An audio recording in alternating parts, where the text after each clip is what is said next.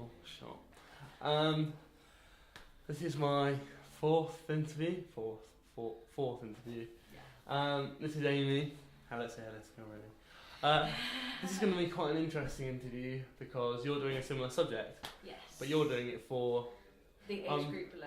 The age group below. What are you doing it to? Like 5 to 13. I think I'm doing I think the people I'm interviewing at the school are going to be about 14, 15, 16. I think I do it right up to year 7 and then I'm getting stuff from older people to see if that affected. Well, you can have a look at some of my results, but I'm going to see some year 10s and 11s and 9s. That's what I'm going to do later on. Well, you're always very welcome to look at my results. I know. So this is going to be quite an interesting interview because I think you'll have a slightly different, you'll have a slightly more researched opinion than ever. Obviously, I want you to talk about yourself, obviously, but it's just quite interesting to talk to someone who's doing a similar sort of subject. Right, well, I'll start by asking the question, you know the subject of self-identity. Anyway, I'll start by asking the question that I've asked everyone at the very beginning of the interview, is what kind of music do you listen to? A lot of different stuff, from like rock kind of stuff to like nice mellow indie kind of sounding, and then full on dubstep and electronic music. I'm not massive I'm just into hardcore kind of thing. That's very interesting. What kind of music do your friends listen to? It depends, to be honest. Ev, my friend, she's like my twin. Yeah. And she goes for all the dubstep and all that lot, but then again she does all the chart stuff as well, stuff that we can stupidly, loudly sing along to really badly, just for fun. And then I'm friends with people that like Paramore and Justin Bieber, so it's quite a wide range. Not that I choose to listen to some of it. Yeah, but do you who do you identify with more? Do you identify more with people that have a similar taste in music to you? Yeah, nights out. Oh yeah, that's the point. I haven't actually addressed very much, which is quite interesting. Yeah. Well, I go to a lot of drum and bass nights, and a lot of people are there for the drum and bass. So it's easy to get along with them because they're all there for the same reason. They're all there to have fun because they enjoy this kind of stuff. So, and that's what I'm there for as well. So it plays a massive part. So, as what was I saying? I had a question in my head. 2 seconds.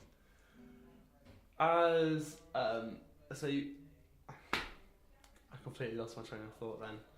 Drum, bass, everyone. Oh yeah. Do you think this is something else I haven't asked? Sort of. There's a different question that I kind of came up with. Is do you think? Well, first of all, do you think music and culture create each other? One creates the other. What do you think? I think they're together. They're not. One doesn't create the other. They are together. They're symbiotic. They are. Yeah. You might not listen to one type of music, but it still might come across in the way you dress. I dress how I want to, and it is down to sometimes my music taste. Depends how I'm feeling. So you subscribe to a certain culture that has certain types of music, but you also listen to music outside that culture in a way. But that still feeds back into it in a way. Yeah, but probably not as limited. I don't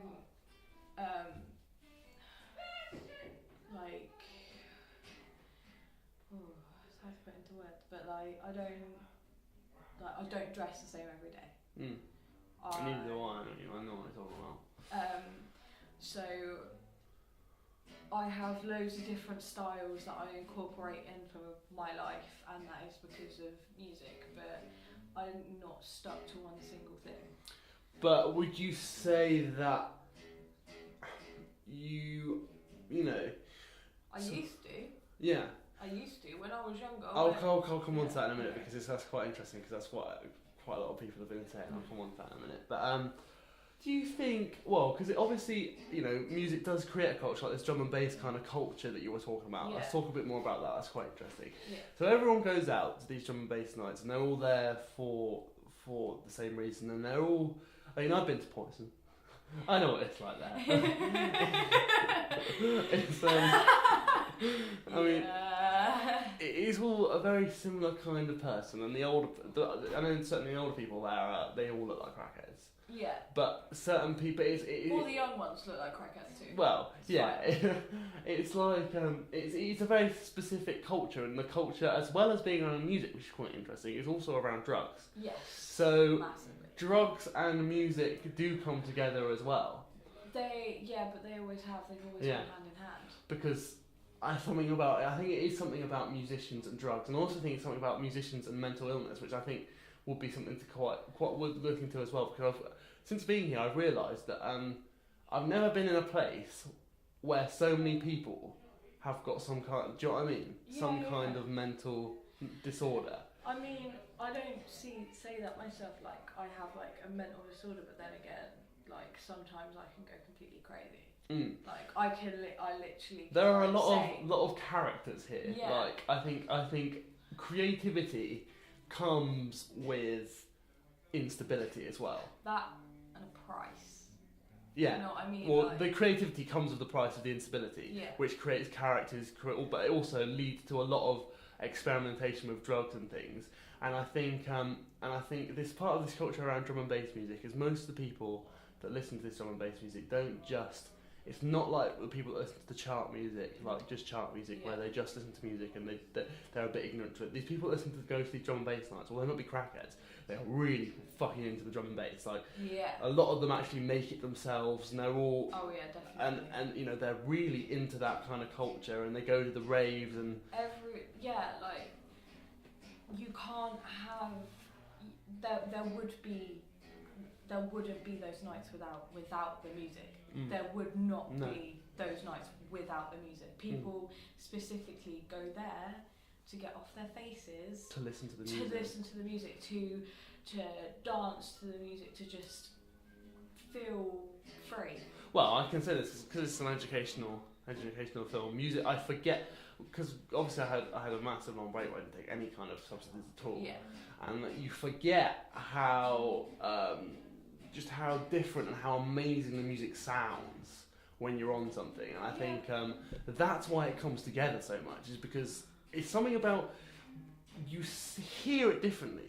You hear it differently. Like it's more intense. It's more.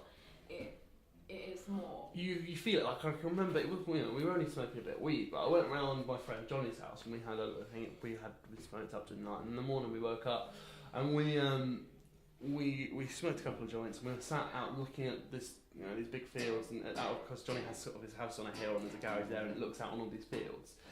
We were sat in this garage and we were listening to we just listened to a song that I'd put on. And it nearly moved me to tears, just because I'd forgotten, because it was the first time I'd smoked weed in a long time. I'd forgotten how it makes, it's moving. It gets in your soul more, and I think that's why they sort of, the two come. We've got a bit off topic, but the two come together. But it comes. But then again, drugs are a culture, and it's part of the identity, isn't it? That is a culture that goes together. If I didn't do the drugs that I do, I wouldn't go to nights like Poison. I wouldn't do that. I wouldn't feel that. I wouldn't be a part of that. But I am, and I do, and it's great. Yeah. Like, as much as people go around and go, oh, you're like total scattered, blah blah. Yeah. But like when in the moment, it's completely different. The music's completely different. It's a massive thing. If there was not drum and bass, there would not be those nights. There would not be anything like that. There wouldn't be the drug culture that there is. Yeah. Like. Well, it was all underground before, like all of the dubstep and drum and bass stuff and all that lot, and they've been doing it for years, but now it's come up and everybody's starting to know about it. Well, I think that's another thing. I think like the raves and techno and stuff like that, when they were doing illegal raves years ago, that was all techno and electronic music, and they were all doing drugs then. Well, it all comes together as part of a culture, and it's like this whole youth culture, and it's set into loads of different, it's in all these subcultures with the drum and bass, and the indie and everything. But I think psychedelic rock with like what was it, Purple Rain by Jimmy. Purple. Wait, no, what am I saying? The Jimi Hendrix song. That is like really Purple psychedelic. Haze. Purple Haze. Why did I say Purple Rain? I don't know. But yeah, like that. That's completely trippy and all that. Yeah, it's. That's in rock music. Well, because I think. Beatles. Well, yeah. This is the thing. This is the question I was going to ask you, following on from the cultural question, which is now it's gotten to a good point to answer the question. But do you think certain personality types? Do you think people were like born to, be part of that culture, or do you think they're nurtured into it, or do you think it's a bit of both, or do you think it differs from person to person? What do you think's going on? At the end of the day, it's a lifestyle choice. It's not. You don't have to do it. You don't have to. There are people that don't. There are people that are happy doing what they do, like all that kind of. You don't have to do it. Yeah, but on the flip side, though, do you think people are born with an moral? Okay, in a way, morals and personality are kind of learned, not made. But there is a certain element that is made. Well, I mean, like the creativity. Everybody's born with a natural talent to be able to do the things that we do. Yeah. Like not everybody can like freely play, no matter how much they practice, no matter how much that's what they say. Like you can have all the technique in the world, but if you don't have like a talent and creativity in you, it will never be as good as someone who has less of the skill but more passion that they put into it. So do you think then that so do you think they come together? They do. I mean, I think a lot of it is down to choice and down to like personal stuff, but then that's something you're born with as well. Like not everybody is naturally gifted. Like there are some people that are really good at maths. Yeah. I'm not really good at maths. Well, do you think those people are going to be more or less likely to get involved in the drug culture, or do you think that's another part of their personality, or this drum and bass culture? See, not everybody, like the people that make it and the people that like are. See, it's like I don't know. Not everybody is in the music is in music that does it. You know what I mean? And then not everybody that isn't in music does it. I don't know what I just said. But like, not everybody that goes to those nights creates music. They just enjoy it. Yeah, this is the thing. But it's I think a good example is, I'm not sure if you've ever met Aimee Alexander. I mean, she was you would have seen her around. She's a little Chinese girl. Oh yeah, ding dong. What? she's quite small, quite sassy. Everybody, don't worry, someone calls her Ding Dong. Does K runs for dreadlocks. Yeah, dreadlocks now. Yeah. Basically, I knew Aimee She's Alexander. A nice girl. Oh shit, that happened earlier. I knew her when she was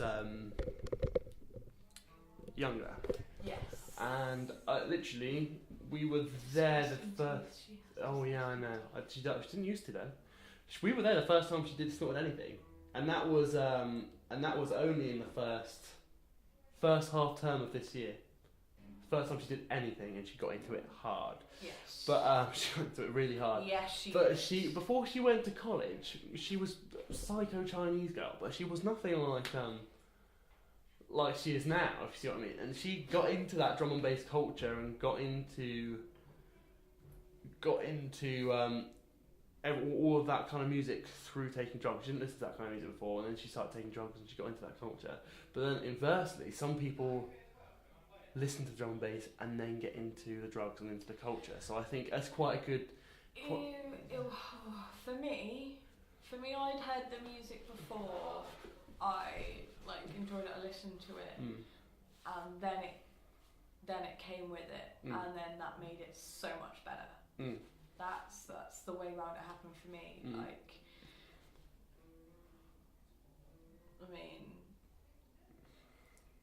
I haven't done a lot. I limit myself for the fact of that I don't want to get sucked down like Aimee. Well, yeah, you can't. You got to keep a little. You have. I mean, there are some people out there. I mean, do you know Izzy McCarthy? No, I don't know Izzy McCarthy. I knew her when she was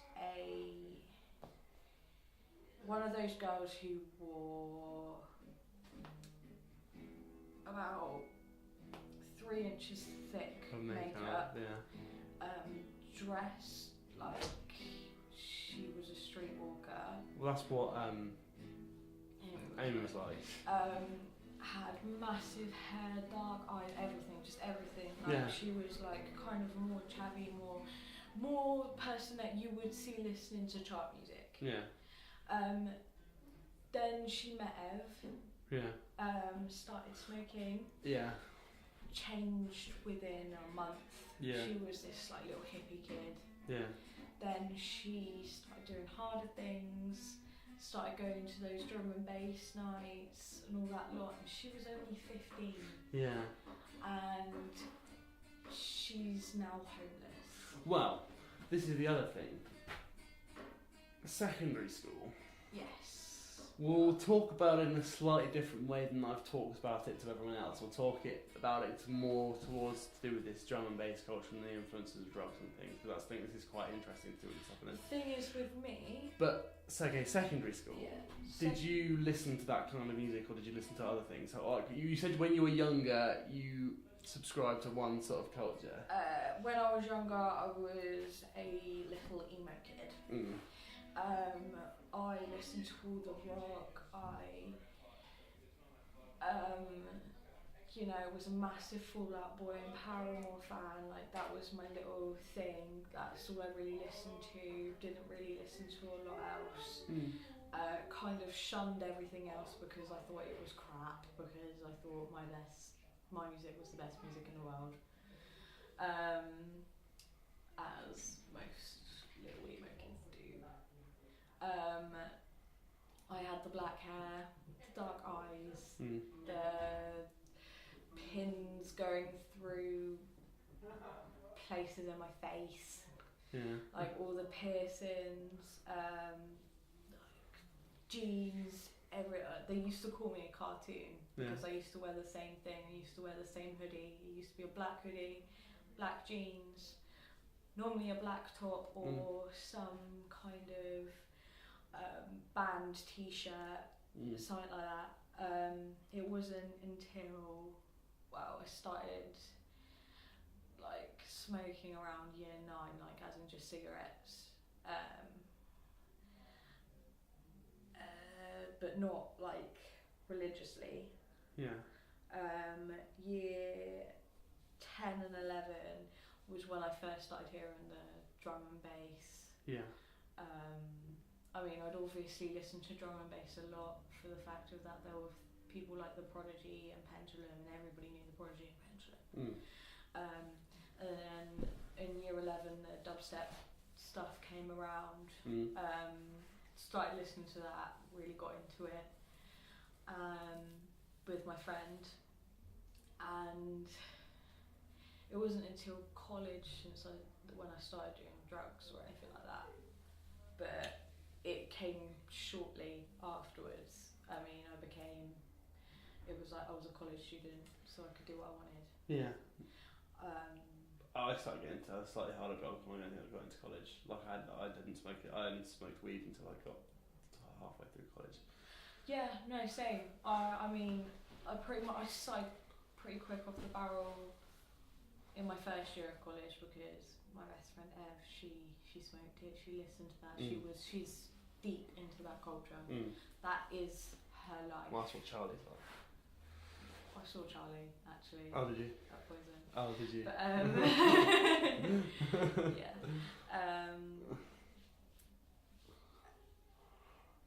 But like, so senior school wasn't like a massive.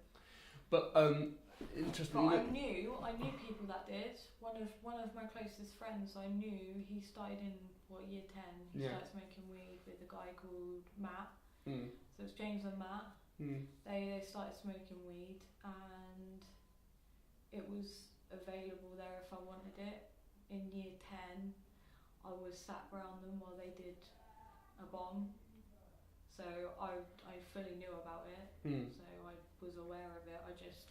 I didn't want really to get into it until I tried it, and then I did a little bit too much.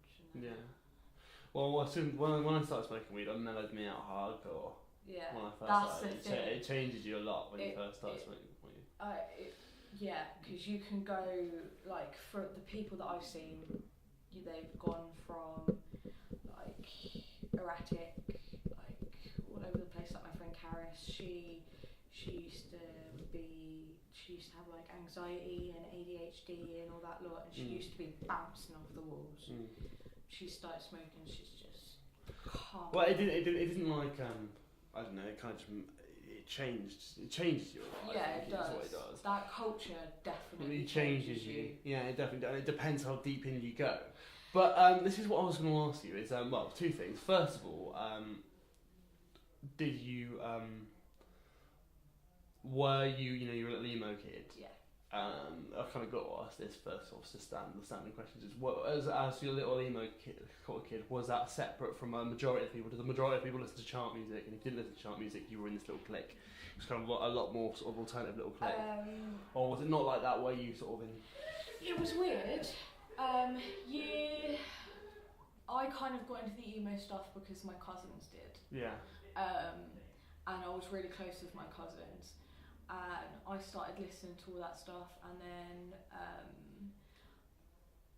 a lot of other people did around the same time. It kind of was when it came into fashion, and it was going against the whole pop chart thing, going against I wasn't a popular kid in school, so it was kind of like, right, fine, we're gonna shun the popular kids and we're gonna do our own thing. And then I started going youth group with loads of people, and then there'd be a group of about 50 of us in school that would hang out together.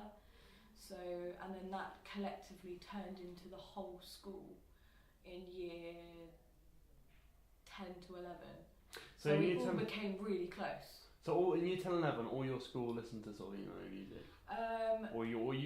Or some of you listen to music, some of you listen to chant music, some of you listen to different kind of music, but you were just friends anyway. Yeah, well, It wasn't like that. There were obviously the people that were like, yeah, we're just gonna, we don't even care about you. But there was a lot of us. There was the majority of our year that would all collect together in the same spot. There were still the people that were like, oh, I don't really like that kind of stuff, but everybody I went from like total emo kid to like kind of emo kid, but kind of everyone opened up to each other and was interested in what everyone else had to say, and it was kind of a nice kind of vibe. Yeah, it was a very, very good year. Yeah. Like, we weren't cliquey, we weren't anything, so... You were just kind of together. Cause that's what it was like in my... I mean, the majority of us did listen to like a similar kind of music. We all listened to kind of music that I listened to, pretty much. But we were all friends. It doesn't really matter what we listened to, because we were such a small year. Everyone just got along. That's why I've never really, because it's quite interesting hearing about all this kind of these cliques and stuff. There was massive cliques.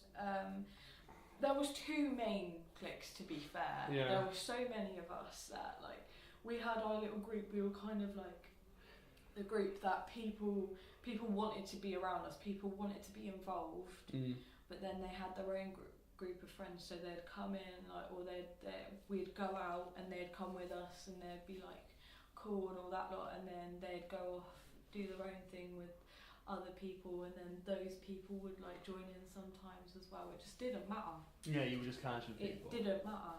But in year 8, it was a massive thing. There was massive cliques. Like, you didn't really talk to anybody else, and then year 9, year 10, going to this youth group, meeting new people that were from the same school, and then people inviting people and all that lot. It just grew, and then it was just everyone's friends with everyone. It doesn't matter anymore. Yeah, that's good actually, because that's kind of a different perspective. That's kind of the perspective that I've seen. Yeah. Which I think is quite interesting that you've seen as well. Yeah. And also, on the sort of topic of this sort of drum and bass and sort of drug culture again, that they do kind of go together. And I think the younger you get into it, the harder you go down. I think that's part of the thing. I was wondering what your opinion on that, and do you think, because Charlie obviously he started smoking weed in year 9, and he just kind of he got into it very, very hard, but for someone like me, he kind of got into it halfway. Well, I only got into it halfway through year 10. I think it's a mixture of how when you get into it, who you're influenced by, and your own personality. Because, yeah, and I think the kind of music you listen to has a very big part in it as well, actually, because I kind of listen to kind of indie kind of music, and I get different things from the drug than, say, Charlie does, who likes going to these drum and bass nights and stuff. And Charlie definitely got onto the drum and bass through already being on the drugs.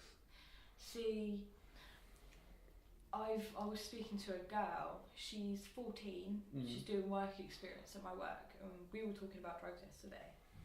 And she was going on. She's only 14, so she's only year 10. And when I was in year 10, I'd never heard of any. I hadn't heard of MCAT. Yeah. I hadn't heard of MCAT until I was like. Yeah, I hadn't heard of MCAT until about 2 years, 3 years ago. So, a lot of people in a year are getting on that. What? Yeah, 14 years old. 14 years old getting on MCAT? That's dangerous. That's some dangerous shit right there. All that kind of stuff. Like, I'd heard of ketamine because it's a horse tranquilizer. It's been around for years. Heard of like cocaine, heroin, and all that lot, but it didn't feature a massive part in my life. I'd never seen it been done before. Weed, like, was kind of like oh my god, it's a drug, and then seeing it like at such a young age, it was just like, it's just a bit weird, you know. Yeah. It was a big deal for me to do it the first time because I had never done anything like that before. I didn't know how it was going to affect me, and then it's made me who I am today. Yeah. The younger you get into it, definitely the harder you go down. Definitely, I have seen people ruin their lives through it. Izzy being an example, she is a mess. Absolute mess. I don't see how anyone can be like that. But then again, with what she's done already, like she's done awful things. She's in debt. She's 16, but when she was 15, she was in £200 debt already for taking draws and grams of ketamine. Shit. Exactly. So definitely, the younger you get in it, you're more influenced. You're more wanting to get into it because you're 15 and all of this is new and exciting and it's all amazing. And then all the music comes in and everyone's like. And when you're like at Poison and all that lot, and you see all the older kids are listening to this kind of music. Yeah, exactly. So you'd say, this is the thing, so this culture has, you know, among us is just part of our culture, but the kids that are younger are looking up to it, and it's almost influencing them more in a way, Oh, definitely. Do you see what I mean? Yeah. Because when I was like year 10 or 11, like my idols were like Jack Steadman from Bon Worst with and people like that, and like the older people I was seeing were people like Mike Park, who hadn't really done many drugs, who had smoked a bit of weed. Like we got him into weed, if you see what I mean. Well, Charlie got him into weed, but the older people Charlie was seeing were people like a guy called Adam Wedlake, and people like that who you know were sort of involved in this culture and these different cultures, and so you know, and the people that Izzy was looking up to were people like Ev, who it was kind of cash for Ev because she's got that sort of a little bit more maturity because she's older. The thing is, the way she looks and the way she presents herself, we forgot she was a 15-year-old girl. Yeah. That was the problem. Like she used to be a really nice, well, you know, alright girl. You know, we used to forget that, and she can get into nights like Poison even though she's underage. There are 15-year-olds that go there, that I know, or underage people that go in there that to, you know, do what we do. But we're like, I think on more of a level. Like there are some people that will go crazy at our age because they're like, oh no. Well, it's the people that it's you know, it's the people that didn't get into it at all and then get into it really hard. Yeah, exactly. You kind of if you kind of ease into it, then it's kind of okay. Like Ev's obviously had that little bit more level of maturity, so she can handle that shit. She doesn't get too far down into it. But you know, when like Izzy, for example, sees Ev doing this stuff, she looks up to Ev in a way, but also thinks she's older. I mean, I'm not just saying Ev, just Ev. I'm just saying that. Where Ev kind of moved her into this culture, like showed her everything it could be, and then Izzy took it. She made friends with other people and all that lot, and started like doing all this other stuff. It wasn't off of Ev's back though, but Ev showed her. Well, Ev showed her the path, but Ev showed her a maze. Yeah. Like Ev showed her a few paths. She introduced her to the path system, and then Izzy just took a right turn. You know, when Ev's going down a straight line, kind of thing. Do you know what I mean? Yeah. But yeah. So the question is, do you think that this culture is beneficial to someone? Do you think this whole culture to do with drum and bass and drugs and the way people are, and there's definitely a sense of community there between those people, like everyone knows each other. Yeah. Do you think that is good and bad? Sounds very, very black and white, and I'm trying to think of a different way to phrase it. It's good and bad. It's good if you know how to handle it. Yeah. I mean, I see myself as a person with two lives. I have that life, and then I have my other life, which is college, working towards university. That's my main life, and then my night off, like it's like a night off my life. It's kind of like a night off your life, but it's kind of like. But more recently, it's becoming a more prominent part of my life. For me, it's recently died down a little. It's. See, I'm getting into the more like you've already been there. I haven't been there. What do you mean? I haven't fully been there yet. Hello, I'm just finishing up an interview, John. Yeah, for special subject investigation. Okay, I will. Yeah, okay, cool. Okay, bye. Right. Yeah. So what were you saying? Like I haven't done all that too much experimenting. Like I've literally just started. Yeah. And I want to wait a little bit longer for the fact of that I want to make sure that I get into uni. I want to make sure that I make a life. But then again, I still want to be young and do this. But I don't want to make it my life. Like, it is like having two lives. Really is. Like, there is my life with Ev, and then there's my home life. And my life with Ev is like a night off. Like this weekend, that was a night off. Yeah.